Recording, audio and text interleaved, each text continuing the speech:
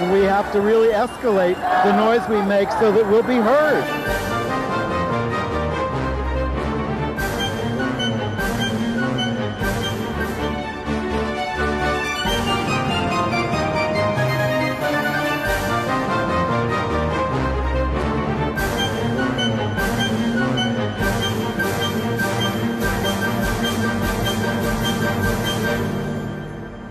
Welcome to Gay USA. I'm Andy Hum. I'm Ann Northrup. And in the spirit of nonpartisanship, let's talk about our monster of a president. As he always does when he's in trouble, Trump drops a bomb announcing a ban on transgender service members. Of course, we're recording this on Wednesday afternoon, and by the time you see it, he may have done 6 other things or rescinded this or whatever. But at this moment in time, he has ruled out trans service members. Meanwhile, his newest pet, Anthony Scaramucci, the Mooch, the new communications director, once called himself a gay rights activist. No more.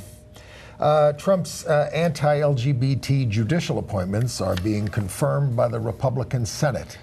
While anti-transgender legislation advances in Texas, several states are making progress on transgender issues this week. See, we have some good news. It's a balance. It's always a balance. You know how North Carolina had that horrible bill and then passed another horrible bill, well, on transgender and gay rights and human rights in general. Well, they're being sued over it. And we're sorry to report on the death of Orlando, Florida icon Billy Maines, a gay activist and journalist. He was only 45. Yes. India has gotten its first out transgender judge and may reconsider its ban on sodomy. The Speaker of the House in the Philippines is endorsing civil partnerships for same-sex couples. Yet another study finds that no HIV transmission occurs when viral load is undetectable. The International AIDS Society is meeting in Paris this weekend, and there are a lot of headlines out of that, so we'll go over some of those to tell you what the latest news is. And the oldest player, apparently, according to press reports, in the WNBA came out, as did a young pop singer. Okay. But of course, all eyes this afternoon anyway on the White House, where President Donald Trump, in a series of 3 tweets this morning, this is how policy is now made in the United States, announced that he was banning transgender people from serving in the United States military. I don't think that's going to hold up in court if it's just a tweet. Well, presumably it will be followed by something more substantial, although if it is just meant to distract us from the Sessions blow-up or the healthcare fight, it could disappear. It's meant to distract us from the noose tightening around his neck as Robert Mueller looks into his financial dealings. He's running a criminal enterprise. He always has. And once somebody looks at the books of this private company that didn't have a board to oversee it, they're going to find out that he's a crook. Well, I'm going to keep repeating that we are taping this on Wednesday afternoon. Because I assume a lot more information will come out in the next 24 to 48 hours. But you have to look at the fact that Representatives Vicky Hartzler and Stephen King, Missouri and Iowa, right-wingers, tried last week to pass an amendment in the House to forbid medical care for trans military members, failed, much to everyone's shock, and then swore that they were going to try again in various ways. And I think they just trotted right off to the White House and Mike Pence and got the ear of Donald Trump and said, you know, these people, it's costing billions of dollars for their care, and it's so disruptive in the military. And then he sends out these tweets at 6 o'clock in the morning. The interesting thing is the pushback that Trump is getting from people you might not expect, like John McCain.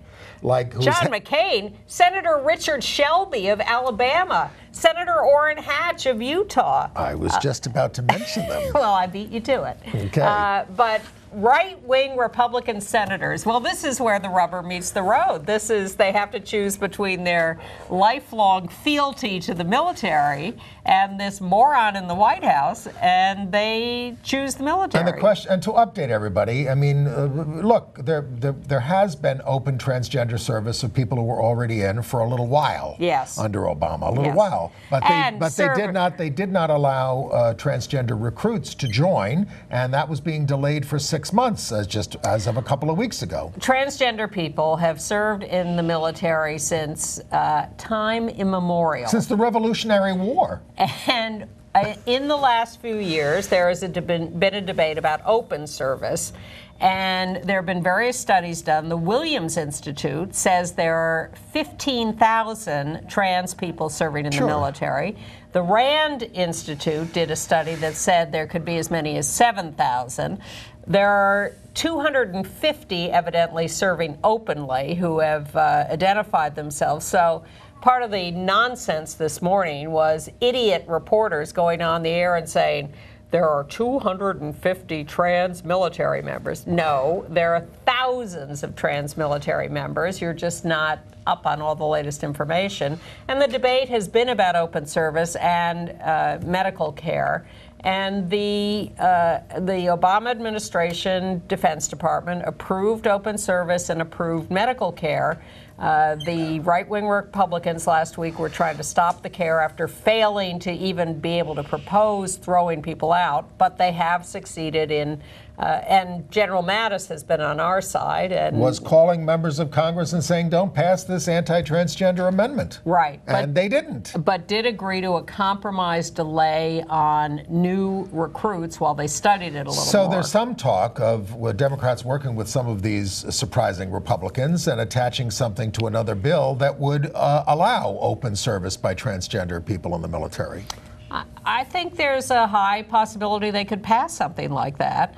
But what I think is, what I'm supposing, and this is where you get to check our speculative powers, I am supposing that Trump will actually back down on some of this. No. I may be Pollyanna for thinking that, but the blowback is so universal. As I often have to write on Facebook when describing things that he has done, there is no bottom. I mean, look at the thing with the Boy Scouts this week. I mean, it was apocalyptically. This was our Hitler with Hitler Youth. I mean, the worst thing about him giving that horrible political speech in front of the Boy Scouts was that most of the Boy Scouts were cheering. Yes. And that was chilling to look at that. Yes. As anybody who remembers the Third Reich. And you know how Trump seethes about things, and he was very unhappy about Chelsea Manning being pardoned, or what exactly was what Obama did? Commuted. Sentence commuted. The fact that she was getting out of prison, he was very unhappy about that. Even though this was the longest-serving whistleblower in history in prison. Exactly. And you know, really didn't hurt anybody and revealed a lot of important stuff. But I think that plays into this. I think his seething about Iran is ongoing. He's still looking for ways to get around. Well, folks, brace yourself for the big show, because the big show is going to be World War III. This maniac has his hand on the trigger and is ready to go to nuclear war with Iran. And quite frankly, you know, we may end up that way with Russia after all that's going on. In terms of the conflicts there. So the conflicts in the Middle East, the conflicts in North Korea, everywhere, there's no bottom. None. Now, I'm also happy about the language that all these senators are using about this. They're calling it disgusting. They're calling it outrageous. They're not holding back on their condemnatory language. And I think that's a good thing. There's nothing measured about their response. And, you know, there's obviously a part of his base and the religious right that hates transgender people or uses transgender people to keep their organizations going. We see it across the board. But I don't think that's the majority of his base on transgender. I don't think they care. Well, it's an excellent opportunity for temperature taking, because would we have predicted that Richard Shelby of Alabama would be standing up for trans people? No, I didn't even think McCain would. No. Or Orrin Hatch, or any of them. McCain, who, of course, on the healthcare thing, who gives this wonderful speech about bipartisanship and working together, and then has a chance to vote no on moving forward with this idiot plan and on health insurance, and votes yes. I have to mention something that came out of left field connected to this, though, this week. A story popped up. It was covered extensively in Newsweek and other major news organizations, but it seems so unlikely that it's hard for us to give it any credence or think that it's real.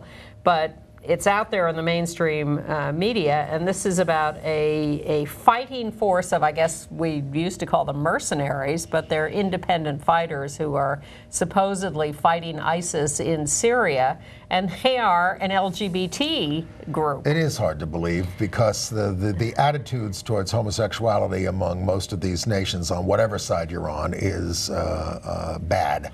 The Queer Insurrection and Liberation Army, initials Tequila, fighting with the Kurds against ISIS in Syria. Seems, if this isn't a hoax, I don't know what is. But it was picked up in a lot of places. Yes. Big article in Newsweek if you want to take a look at it. Fake news. Well, if I were going to call anything fake news, that would be my candidate for this week. All right. Well, and what about Scaramucci, the gay activist? Where does he play into this? Anthony Scaramucci has in the past described himself as a gay rights activist because he advocates for gay rights. We don't know anything about his sexuality, but he, he took a number of liberal positions. He totally believes in climate change. He fought the wall. It goes on and on and on and on. So he has taken down all these tweets. But but whatever he believes, his number one agenda is I love the president. I love Donald Trump. I love him. Love, love, love, love, love. He says it all the time. I love the president. He's a slick, smoother, version of Sean Spicer. All right, and then I think we should hopscotch the rest of the But he's Trump worked with the Human Rights Campaign in the past. Yes, he has. And he was anti-Trump a year ago. Yes. And has donated to Democrats, so was Hillary. Kellyanne Conway. Not a year ago, but a year and a half ago. Shocking. All right, and let's investigate Jeff Sessions. Okay. The Democrats are all going out there and saying, well, I don't know what to say. I was against him. I don't want him, but I support him against the president. I don't want him, period. Here's what he's doing this week. Oh, God. The Department of Justice is submitting a brief to the Second Circuit Federal Court. That's us. Yes, it's in New York. In a case called, hold on, I have it here, Zarda versus Altitude Express. This is a late skydiver who, before his death, was fired by his employer for being gay. In 2010. This is an old case. Yeah. So the estate went to court, lost. It's all about, they want to invoke Title VII, which is against sex discrimination in federal law. Yeah, and they want the to say Civil that Rights Act. And they want to say that this applies to sexual orientation discrimination. Right. Now, the Second Circuit, because of a precedent here, said no. Other circuits have been saying yes. This is all working its way up to the Supreme Court. Right. And now we're going to get a taste of where the Trump administration stands on this. The Second Circuit is going to hear the case again in its larger panel, en banc. And so the Justice Department, which had no need to weigh in on this, they're not involved in the case, but gratuitously they are submitting a brief against us. They are telling the Second Circuit they should not be interpreting laws against sex discrimination as including sexual orientation or gender identity, even though that's not even in this case. And we had to listen to reporters from the New York Times like Maggie Haberman saying, Trump is, unusually progressive on gay issues. Front page stories. For a Republican. All this nonsense. Mike Signorelli, to his credit, has been after her repeatedly. And you see her on television all the time, and she gives some good analysis and things like that on some other issues. But she was wrong on this, and we tried to tell her, and she never, wrote a story about how bad he is. I'm going to go after another New York Times reporter a little later, but let's finish the Trump stuff. And in the legal arena still, the Senate has confirmed the horrendously anti-gay John Bush to a seat on the 6th Circuit Court. By a vote of 51 to 47. 51 Republicans to 47 Democrats. Right. That John McCain wasn't there for that, I guess. On the other hand, just to keep us guessing, Richard Grenell, out gay employee of the Bush administration, is going to be nominated as ambassador to Germany. Some people think he's just messing with Angela Merkel. And Grenell is not a liberal. No, he's totally pro-Trump. He's totally conservative. He's 50 years old. He was an early supporter of Trump in the presidential campaign, so he's being rewarded with a job. If he can get past the Family Research Council. We told you last week that... What are they going to do in the hearings on that? Look, they can overlook stuff if it's a Trump supporter. There was a reporter for the Toronto Star, Daniel Dale, who said Grenell is the first presidential employee he has ever had to block for incessant trolling. So Grenell's not a good guy. No. He's just homosexual. And we told you last week that Attorney General Sessions had spoken to the Alliance Defending Freedom and promised them that soon he would be issuing the guidelines on religious liberty policies for the federal departments. Well, the ACLU has now filed a Freedom of Information request to find out what the plans are for this religious liberty guidelines. And the Trump administration continues with its total anti-science juggernaut by appointing this Sam Clovis, who has no background in hard sciences or any policy experience with food or agriculture, to be the Department of Agriculture's Undersecretary for Research, Education, and Economics, the top science position. No experience. This is draining the swamp. You know, Scott Pruitt continues to get rid of all environmental regulations. Zinke at Interior Parks are being turned over to oil exploration. Coal mining. And Betsy DeVos, the education secretary, was in Denver last week addressing ALEC, the American Legislative Exchange Council, the one that writes all the right-wing laws at the state level. Yep. And she was there to pump up the charter school movement. Hundreds of people protested outside, but Betsy stayed strong. And then we have the Democratic response. You have Chuck Schumer and a couple of others standing there in the countryside in Virginia, I guess it was. Yeah. Saying, we're going to give a better deal to the American people. It was so limp. I mean, if they can't come out with bold things that people can understand on health care, it's got to be single payer. And on a whole range, you can't just say, and we're going to have a $15 minimum wage. That's dealing with the margins. I'm for it, but it's dealing with the margins. You've got to restructure this economy for people if it's going to work for everybody, and you've got to be for progressive taxation. And you've got to stand up to Wall Street, which... I mean, they sort of allude to this in a minor way, but Chuck Schumer sold the Democratic Party to Wall Street as the senator from Wall Street. So, I mean, Democrats, it's not enough to be anti-Trump. Well, still a little more anti-Trump would help, too, to explain to people that their environment is being ruined, their public school system, their health care, everything else. Yeah, but they're afraid of their donors. I mean, Cory Booker was at this press conference. He's a big proponent of charter schools. Yeah. And the health care debate continues. Hundreds of people are getting arrested in demonstrations at Congress, including our city council member, Corey Johnson. I think we have a picture of him being led away in handcuffs. Yes, there he is.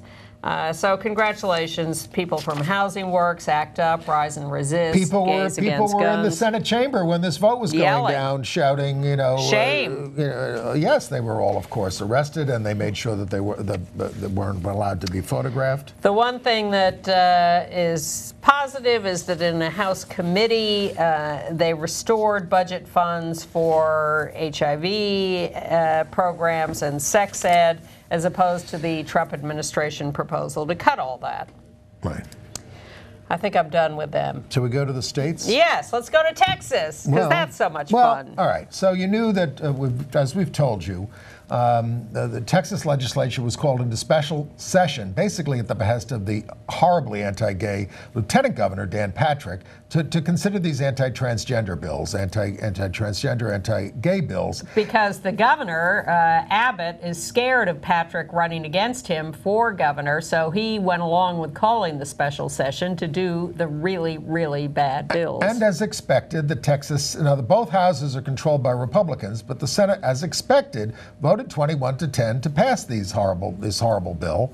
And the question is whether the Speaker of the House, Joe Straus, a moderate Republican, more business-oriented, will stop this in his chamber. And businesses, corporations have been showing up to vehemently oppose these bills. But the thing that actually surprised me and impressed me was that standing on the Capitol steps in Austin, Texas, as the Senate was debating and passing this bill, standing there on the Capitol steps to oppose this bill were law enforcement officers. Because they're being asked to be the bathroom police. Yes. And they're going to have to bust into toilets and say, show me your birth certificate, or show me your genitals, or something like that. It's insane. And And yet the Senate still passed the bill. Yes, they did. I also want to elaborate on a story we started last week. A transsexual woman who's suing Phillips 66 for sex discrimination, for rescinding a job offer. We talked about the company that was hired to investigate her qualifications as having Googled her and found out she was transsexual and reporting that to the company. I think there was a little implication there maybe that she was trying to hide something, but in fact she had turned over all the documents. She wasn't hiding anything. She's totally open. And the company that investigated her recommended her for the job. It's just that in their investigation, court records, tax records, that became apparent. Record she had handed over, so I just don't want to leave any implication that she was trying to do anything wrong. And as we told you at the top of the show, North Carolina's current anti-LGBT law is being challenged by Lambda Legal Defense in a new suit. Now, this is the one that Governor Roy Cooper, the Democrat elected basically on a platform of getting rid of all this stuff, signed. So I think they've sort of amended, the ACLU and Lambda have sort of amended their suit. They had an ongoing suit against HB2, the original anti-trans law, and then when the state repealed that law and replaced it with this bad one, they have now incorporated that new law into the suit they had against HB2. Right. Now, you know how Tennessee passed this law which said, a man means a man, and a woman means a woman, and whatever it says, and that's the law. And they hoped to use this. It was kind of an indirect attack on us, but they wanted to use this to stop certain rights for LGBT people in marriages. Married couples. So there was a couple that... 4 lesbian couples sued. And their suit was dismissed because they said, look, the law is the law. You're married. These are your kids, everything. There's no problem. So you haven't suffered any harm. But we're taking this as a victory. Definitely taking it as a victory because the decision, even though it dismissed the suit, said you are entitled to equal treatment under the law. This new law that was passed has not harmed you. It's just nonsense. But so we're throwing out your suit because you are being treated equally. If the state manages to not treat them equally, they'll go back to court. And it was interesting following up on, using Title VII and all these other kinds of things to cover us. In Michigan, LGBT groups are asking the Michigan Civil Rights Commission to clarify that since the state has a prohibition on sex discrimination, that covers people who are under sexual orientation and gender identity. So they're trying to get a ruling out of them because they're not going to get a bill out of the legislature. Well, good news from Michigan. The Corrections Department has agreed to provide medical care for transgender inmates. in the corrections system. Yeah, there were a couple of things like this. The Minnesota Department of Education has an advisory council that voted to approve something called Safe and Supportive Schools for Transgender and Gender Nonconforming Students. So, as a toolkit, but the biggest shocker, New Jersey. Well, Governor Chris Christie signed 2 bills that are pro-trans. One requires the state to give guidance to public schools about policies regarding transgender students, including using the restroom aligned with their gender identity. And the second prohibits state-licensed hospitals, health providers, etc., from refusing service to an individual because they're transgender. Chris Christie, with a 15% approval rating, he did it. And Delaware, the governor there, John Carney, issued a directive for the Education Department to draft anti-discrimination policies to protect LGBTQ students in the state's school, public and charter schools. So while all this is happening nationally that is horrible, there are great pockets of decent people who are trying to do the right thing and doing the right thing. In Rhode Island, the governor signed a no conversion therapy for minors bill. And in Alabama, at Samford University, which is a Christian school, the school has turned down a $3 million donation from the Alabama Baptist Convention because the convention demanded that the school reject the LGBT group on campus. Well, it's not even an LGBT group. It's just a group that says, can't we talk about this issue? We have to be able to talk about this issue. It's just a discussion group about the issue, and that was too much for the Southern Baptist Convention. But the school stood up to them. They did. In Allentown, because their students aren't going to put up with this anymore. Right, You know, exactly. They're saying, come on. Exactly. Well, that is what makes... We don't hate gay people. Well, this may be what kills... Maybe Boy Scouts do, but we don't.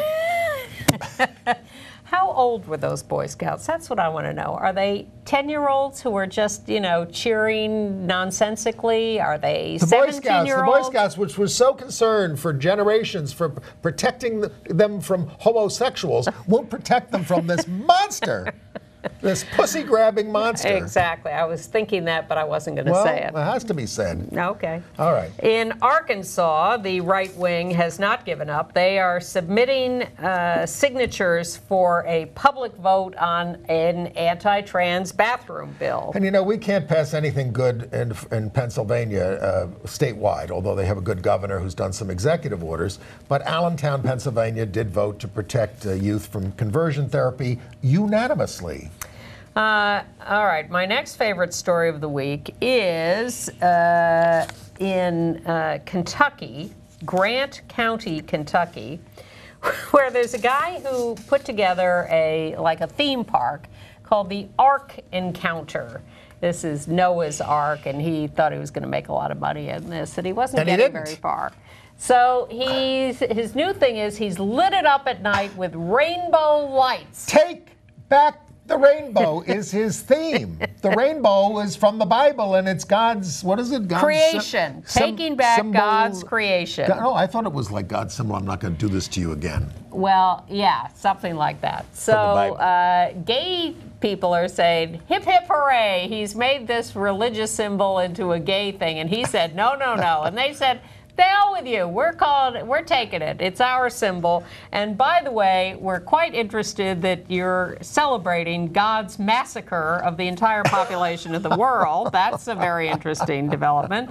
But meanwhile, had to be done because people had strayed. But meanwhile, this guy, because he wasn't making any money off this, is turning the Ark over to a religious organization. And the county's very upset because they're no longer going to be able to collect taxes on this event, and it's going to. What do you mean they subsidized it? Well, whatever, but now it's going to be tax exempt, and it's going to screw with their school system. Well. And it's a mess. There's going to be some more money coming out of the Kentucky coffers because in the Kim Davis case, you remember her, she wouldn't do same-sex marriages. It went through courts. Clerk, yeah. The U.S. District Judge David Bunning, who handled this case from the beginning, ordered the state to pay $227 $3,000 in fees to the attorneys for the same-sex couples that she gave all the trouble to. The other side is appealing that, but there it goes. Yep. Also in Kentucky, the Republican Party county chair was arrested for indecent exposure after an incident in a public bathroom. He's in a department store. This is a right-wing Republican. He was doing the under the stall thing with the rubbing the foot and all this kind of stuff. But the reason I'm bringing this story is up because he's the Republican county chair for Letcher County. Had to say that. That's a bit much. Well, I'm sorry to see that the out-lesbian police chief of Minneapolis has been forced to resign, Janae Harteau, there in the middle, because of the horrible things, the incidents with the Minneapolis police. They killed Philandro Castile. They killed the... Well, that was a suburban police force, right? Were they I thought this was part of it. I could be wrong. Yeah. And then this Australian woman, and it's all just pilot. And there was another incident, and this woman is just... So they fired the coach. They did. So she's out. He is out. Worried about what's going on in Anchorage, where these fringe groups have submitted enough signatures, although it hasn't been certified, to get on the ballot an anti-transgender ballot measure for the fall. We will see about that. And we have another case of a bridal boutique in Pennsylvania. It's the same one, the second time. Well... The WW Bridal Boutique in Bloomsburg, Pennsylvania. Oh, wait, do you have... Yes, did you say? It. Okay. That's it. A lesbian couple comes in, wants to look at wedding dresses, bridal gowns, and they get told by the clerk, oh, I'm sorry, we're a Christian establishment. We're not going to serve you. Yep. We don't believe in that. Our faith doesn't let it. And so, look, their only recourse was to complain about this online and try to embarrass them. Because there's no non-discrimination But they're beyond law. Embarrassment, right? Yeah. There is no law that protects them. Well, unless you invoke Title VII. Also beyond embarrassment is Denise Grady, reporter for the New York Times, who wrote what I thought was a gratuitous piece a few days ago in the paper. They now run these columns by reporters, sort of behind-the-scenes meditation on a story. And for some reason, she's writing about the decision of the paper to publish the name of Sally Ride's surviving partner, female. Tam O'Shaughnessy. Tam O'Shaughnessy. And I don't know what occasioned this look back by her, because she doesn't really explain. But the column is all about how they debated whether to do it, and Sally was very private. And the end of her column says, it all seemed like just what Sally Ride would not have wanted. It was exactly what Sally Ride wanted. She and Tam discussed it before her death. They wrote the obituary notice specifically mentioning the surviving partner, so it would be mentioned. And the New York Times, God damn them, comes out now with this piece that just goes on and on about what a shame it is that they had to write the truth about Sally Ride. Well, it almost got written wrong, because when the reporter first looked at the release, they almost described O'Shaughnessy as Tom O'Shaughnessy. Yes, that's the way it was in the copy originally. And I wrote an angry reader comment saying, shame on you for dishonoring these people by writing this egregiously erroneous summary of the way this happened. Shockingly horrible. Okay. All right, so, I want to, more in the death in Orlando, Florida, of Billy Maines. He was a really stunningly smart and sharp columnist.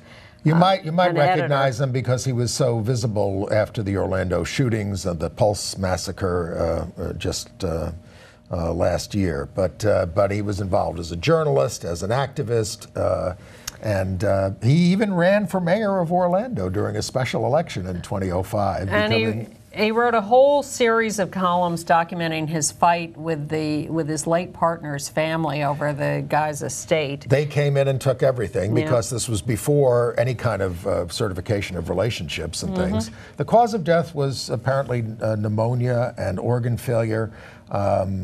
He did have a partner when he died.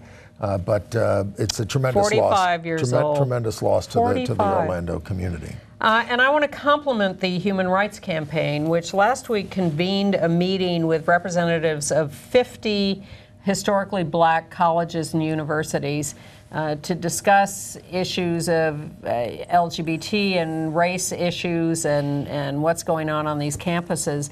And the presidents of the colleges came out of the meeting saying how moved they were by the conversation and how important they thought it was and how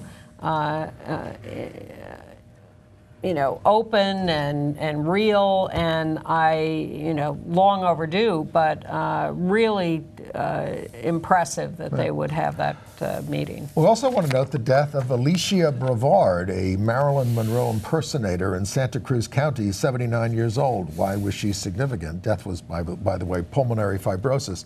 She was the first gender transition surgery in America in 1962 in Los Angeles, in America. Mm-hmm. Now, of course, people used to go overseas, used to go to Denmark, things like that.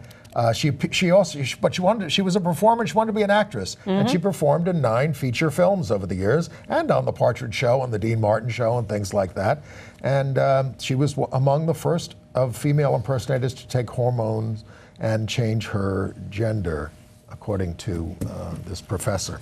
All right. Well, let's segue into international news by then also noting the life and death of Olive Yang in Myanmar, formerly Burma, 90 years old. She was famously she was a wild woman. She was a royal turned warlord. She was sympathetic to the Chinese nationalists, so she got a lot of money in her drug running operation from the CIA. But here's the thing: she was forced into a marriage. She just practically threw things at her husband on the first night and left him, although she did have a child by him. And she wanted nothing. She took women lovers openly. She did. She led armies of men. And dressed as a man. And dressed as a man, led armies, led the opium trade in Burma, brokered ceasefires with rebel groups. Now, the thing is, the story that I read said, look, we're not sure because in terms of how they use pronouns over there, it's different. But she preferred to be called Uncle Olive.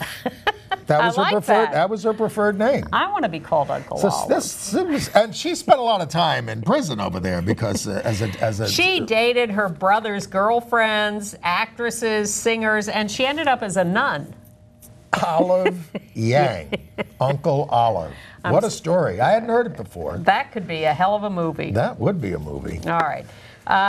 In other news. Well, a lot of stuff going on in India. Yes. The Supreme Court there has indicated it might take another look back at its judgment that it's okay to ban sodomy. So that could be And in India, a trans woman, 29 years old, has been appointed a judge in a mediation court. She has a background as a social worker and doing community work. And they're breaking ground on government housing for the trans community.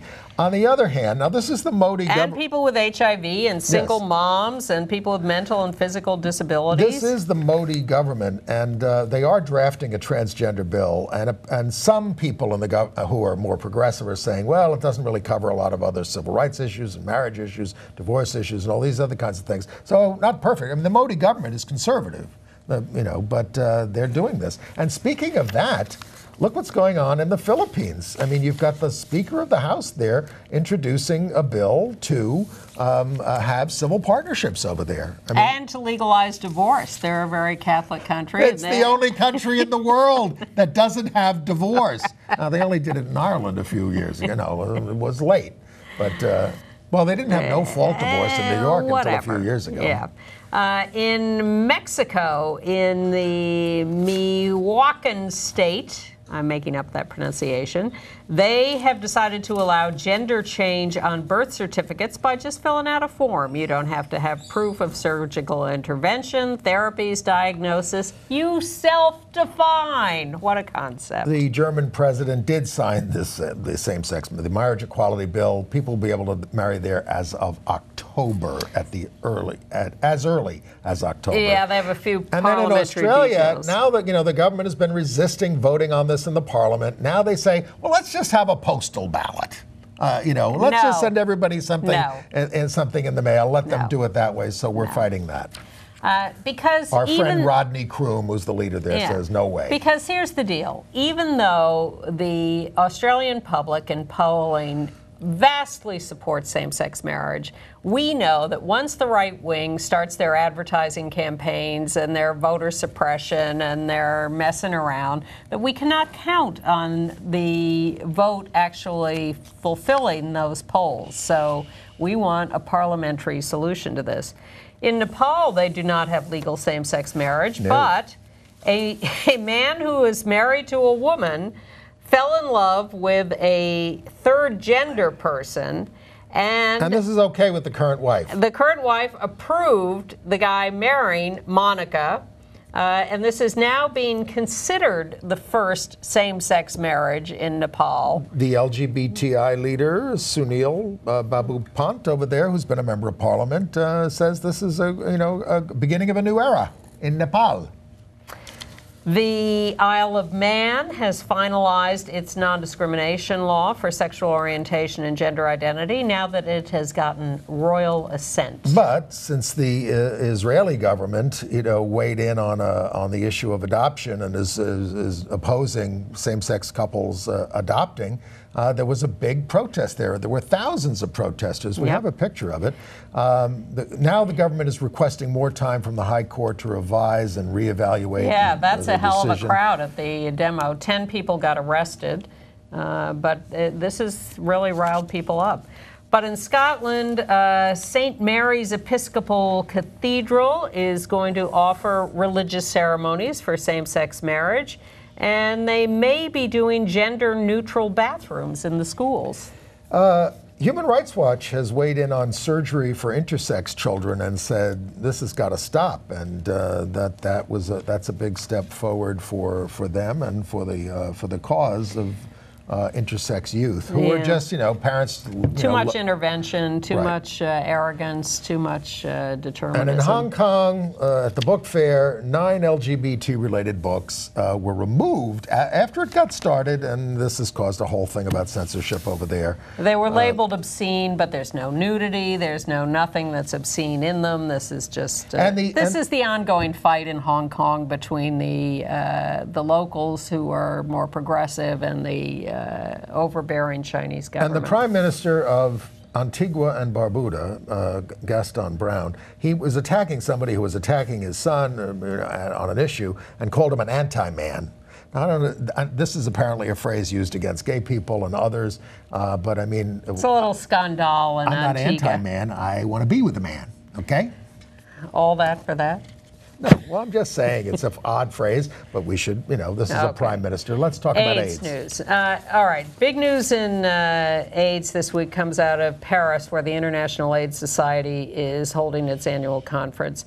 And a lot of it is about the effectiveness of Truvada as pre and post exposure prophylaxis. A report out of New York found that PrEP use is up and it's good, but people are using fewer condoms. No surprise. Bad. But there's a smaller than you might have expected sexually transmitted infection increase with no condom use, because we're always concerned about that. And meanwhile, other reports say that people with undetectable virus are not transmitting the virus. This means if you have HIV and you are adherent to the drugs, you're not transmitting the virus. They looked at 35 condomless sex acts, and there were no infections to the other partner. So they're saying that condomless sex is safe sex for people who are HIV, people who are undetectable. But still use condoms because you want to avoid all the other STIs. And one question has been, do you get on Truvada and stay on it to prevent transmission or infection, to prevent infection, because if you have HIV, Truvada is not enough. It's for the uninfected. Or can you take it episodically? Yeah. And the fact is, if you are not having sex frequently, you can take Truvada a few hours before sex and until you stop having sex, a day, 3 days, a week later, and that can prevent transmission. That can be enough, and that was one of the studies that came out. Right. Also, we'd heard the story of the boy in South Africa born with HIV who was treated for 40 weeks when he was first born, and then they stopped the treatment, and he has been undetectable ever since. And the question, we don't know, I guess they found tiny, tiny traces in testing. So the idea is that he still has the virus buried deep somewhere, but it's a tiny little reservoir. And just the initial treatment at that age of a month or so was enough to suppress the virus this far. Without having to take additional drugs. Yes, exactly. Okay. A report from UNAIDS talks about progress around the world, new infections decreasing, drugs are saving lives and preventing transmission. But there are threats from decreased funding, because if you don't keep treating people, then we're going to have a rebound in the epidemic. And everything coming from the White House is cut on everything. Yep. But in the Labor, Health and Human Services and Education Appropriations Bill, they restored Ryan White funding to the budget. So Congress is restoring most of these funds. Yes, although not increasing them enough. Meanwhile, where is there a problem? The Soviet Union, or Russia, I guess. The former Soviet Union, Russia, and the countries around it. New infections are up. There's not enough treatment. Not a good story. Half of the 36 million estimated people who are HIV positive worldwide are on treatment. But we need more. A half is not enough. The United Kingdom, the government there is going to allow gay men to donate blood within 3 months of same-sex activity. Again, it's a step forward. It's not the whole thing, but... No, but that's, I think it applies only to England and Scotland, and will start in early 2018. But 3 months is a lot better than a year or lifetime ban. And I want to take this moment to again recommend this coming Monday, July 31st on POV on PBS, this documentary, Memories of a Penitent Heart, made by Cecilia Alderando about her late uncle, Michael. And we have the trailer from the movie. It's her investigation into his life, because everything was kept pretty secret for a long time. Hi, is this Robert? How are you? I'm good. I mean, I'm a little shocked. I've often wondered how long it would take someone to reach me.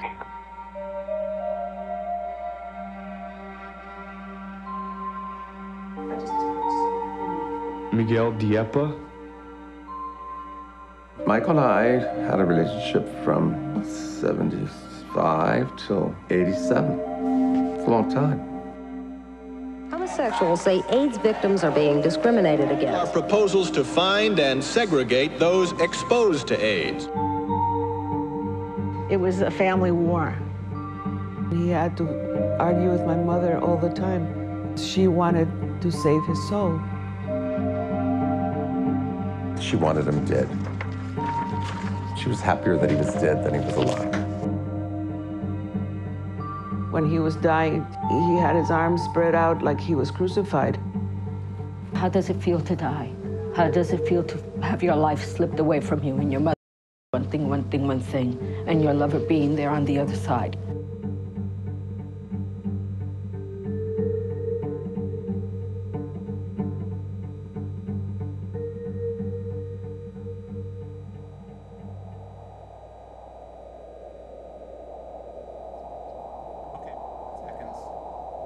Nunca yo hubiera pensado en sacar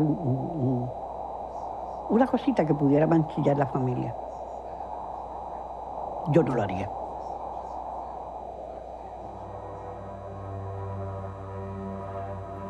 I'll be tuning in on Monday night for that. Me too. I'm eager to see it. I've known about this being in the works for a long time, and I think it's going to be really important and moving and good. Right. You may not know that, but there are LGBT community health centers in some form in 37 states. And if you would like to read a Williams Institute report on this, you can go to williamsinstitute.law.ucla.edu. All of this is in our email every week. And also a transgender mental health survey is being conducted. So you can go to transmentalhealthsurvey.org. Transmentalhealthsurvey.org. That's also going to be in our email with more detail. If you go to our website at gayusatv.org, you can always find the latest show there and previous shows and the headlines, and you can sign up for our weekly note that will give you things like links to these more backgrounds, studies. Yeah, where to go in the theater, yeah, etc. Yeah, and movies, etc. Okay, all right. And we also want to alert you to a special that Manhattan Neighborhood Network and Free Speech TV are putting together with Laura Flanders called "What's at Stake? Net Neutrality." Of course, the big threat to net neutrality coming from the Trump administration. And go to freespeech.org to look for airings of this. It's airing several times this weekend and next, I think. Our director, Rich Speciale, directed this and says it's terrific. And net neutrality is a huge, huge issue. Yes, if you don't understand it, it's about allowing big corporations and things to get faster access to your downloading and things like that, and everybody else goes slower so that you don't pay any attention to them. This is how they take over, folks. It's like 1984. Well, the internet is a beautiful thing, and ugly sometimes too, but access to everything on the internet equally has been a miracle.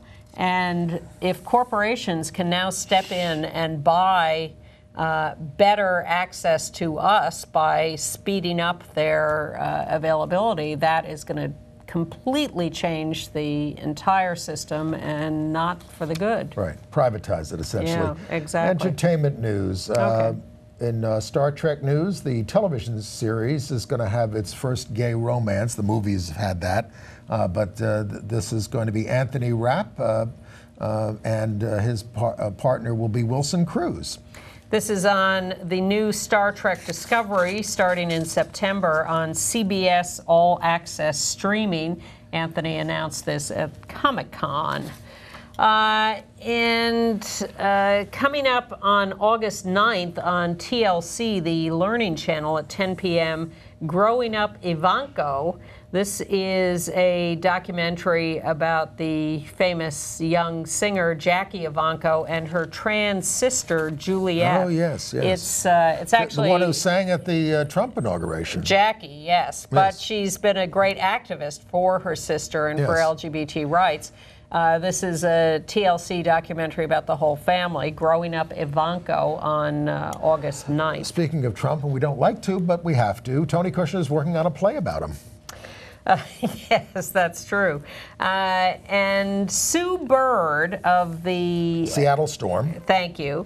And a former star at UConn, basketball star. That's Sue on the right there. Yes, has come out about having a girlfriend on the left there, Megan Rapinoe, a soccer star of the U.S. women's soccer team. Seattle Reign. Yeah, and Sue is the one who has been closeted and scared, but she finally talked about it and was shocked that she got a good reaction from everybody.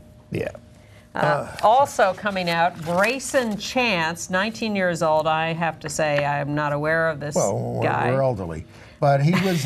he's big on the Ellen Show. He did a career-launching performance of Lady Gaga's Paparazzi as a sixth grader. Was on Ellen. Ellen's label picked him up and that kind of stuff. But he said, I realized... He's 19 now. He said, I realized I was gay when I was 16.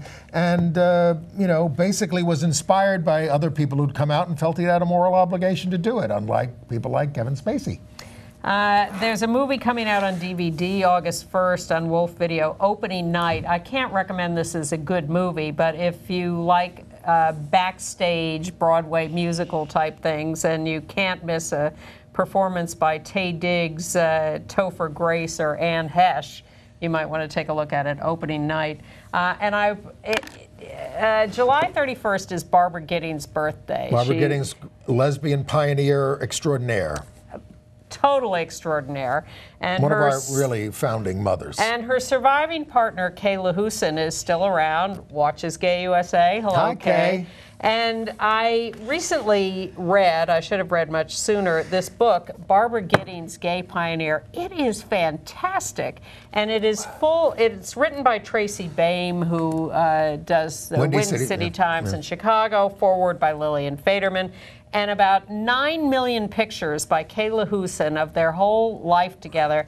And it is fabulous. I can't recommend highly enough this Barbara Giddings, There's a Gay picture Pioneer. on the cover, of course, Barbara, at the gatherings that they used to do at Independence Hall in Philadelphia. Just trying to flip through and show how many pictures there are. Among the earliest LGBT, gay rights protests. I'm going to lend this book to Andy. Thank you. Because I'm it's looking forward really, to it. really terrific. I had the honor of meeting and talking to Barbara and Frank Kameny and all those early pioneers. Love them, love them, love them. And maybe I was going to go to our movie clip and let you... No, go ahead. A couple of things, but go ahead. Okay. Well, we have the trailer for the new movie coming out in September, Battle of the Sexes, the story of Billie Jean King and Bobby Riggs, and tennis match being portrayed by Emma Stone and Steve Carell. And this is a hot movie coming out in September. So here's the trailer. Anyone else like to share? How about you in the back with the glasses, sir? My name's Bobby, and I am an addict. Hey, Bobby. Hi, Bobby. Hi, Bobby. You know, you folks aren't here because you're gamblers. You are here because you are terrible gamblers. Okay, Bobby. These folks don't need to stop doing what they're doing. They just need to get better at it. Who's dealing? Bobby, please. Who's in? Hello? Eureka, Billie Jean! It's Bobby Riggs. I had a great idea. Male chauvinist pig versus hairy-legged feminist. You're still a feminist, right? I'm a tennis player who happens to be a woman. Don't hang up. By the way, I shave my legs. Billie Jean King, already a champion of women's rights, is now the most successful female player of all time. I am not saying that women don't belong on the court. Who would pick up the balls otherwise? Oh my God. There isn't a single thing I don't hate about Bobby Riggs. You know what I'm doing? I'm cooking. I'm cooking! I won the triple in Wimbledon. I could beat Billie Jean King. Does she have the nerve? Call Bobby. Tell him it's on. So, Billie Jean, what do you want? Now, don't get me wrong. I love women in the bedroom and in the kitchen. Keep talking, Bobby. The more nonsense you spell, the worse it's going to be when you lose. I'm going to be the best. That way I can really change things. Ladies and gentlemen, I'm going to put the show back in chauvinism. Bobby's a clown. This whole thing's an act for him. Business, sports, you name it. At the very top, it's the man's world. It's when we want a little bit of what you've got. That's what you can't stand. 40 million people are watching. The battle you've all been waiting to see. No, I'm done talking. Let's play. The battle of the sexes. About this movie, some of the press, and people expressing astonishment that this happened. And I think I was around then. Billie Jean refused to do it at first, and he beat Margaret Court, the famous now anti-gay activist in Australia. Ryan Murphy, by the way, is developing a new series called Pose about LGBTQ ball culture. Although some people are complaining about a white guy taking this on and, whatever. And I saw a wonderful production of Arcadia, Tom Stoppard's play, at the Atlantic Theater 2. It's running through August 6th, if you can catch it. And we hope you catch us next week. Thank you for catching us this week, and we'll see you then. We hope the news is better. Oh, God.